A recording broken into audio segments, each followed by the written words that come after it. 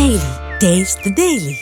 Hyderabad industrial పాలసీపై BRS BJP తప్పుడు ప్రచారం చేస్తున్నాయన్నారు మంత్రి ఉత్తమ్ కుమార్ రెడ్డి. సిటీని పొల్యూషన్ నుంచి కాపాడాలని హెచ్ఏఎల్టీ పాలసీ తెచ్చామని క్లారిటీ ఇచ్చారు. ఇదేదో హడావుడిగా తీసుకొచ్చింది కాదని బీఆర్ఎస్ హయాంలోనూ ఇండస్ట్రియల్ పాలసీపై చర్చ జరిగిందన్నారు. ఫైల్ మూవ్ కూడా అయిందని తెలిపారు. ఒకరు 9,000 ఎకరాలని మరొక ఆయన 5 లక్షల కోట్ల స్కామ్ అంటున్నారని, జీవో విడుదల చేసి అంతా పారదర్శకంగా జరుగుతుంటే స్కామ్ ఎక్కడుంటుందని ప్రశ్నించారు మంత్రి ఉత్తమ్. పరిశ్రమలకు ఇన్సెంటివ్స్ ఇచ్చి ఓఆర్ఆర్ అవతలికి తరలించాలన్నదే తమ ప్రయత్నమన్నారు. ఈ యొక్క ఇండస్ట్రియల్ పాలసీ ఏకైక లక్ష్యం హైదరాబాద్ని పొల్యూషన్ ఫ్రీ చేయాలని.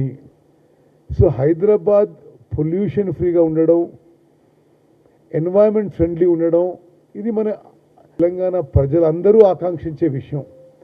ఇది ఎవరో కూర్చొని ఏదో ఒక ఆయన ల్యాండ్ స్కామ్ అంటాడు, ఒక ఆయన ఏమంటాడు 9,932 ఎకరాలు ఒక ఆయన అంటాడు, 5 లక్షల కోట్ల కుంభకోణం అంటాడు, ఒక ఆయన 6 లక్షల కుంభకోణం అంటాడు. అవన్నీ అవాస్తవాలు, అసత్యాలు, ఏదో బదనాం చేసే ప్రయత్నం. దాంట్లో కుంభకోణానికి ఆస్కారం ఎక్కడుంది? Where is the possibility of a scam?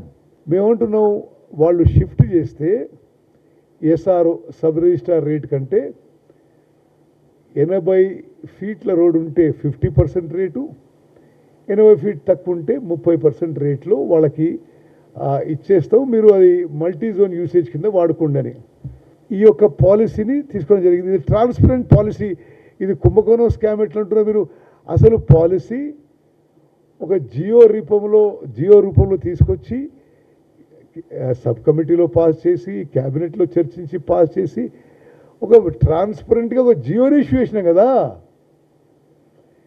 ఇది ఒక పెద్ద మనిషి ఆమె వచ్చినాక మేము ఇది మళ్ళీ మారుస్తాం, పారిశ్రామికవేత్తలు ఎవరు అప్లై చేయొద్దని అన్నట్టుంది ఒక పెద్ద మనిషి. మీరు అధికారంలో వచ్చేది లేదు, మళ్ళీ పాలసీ మారి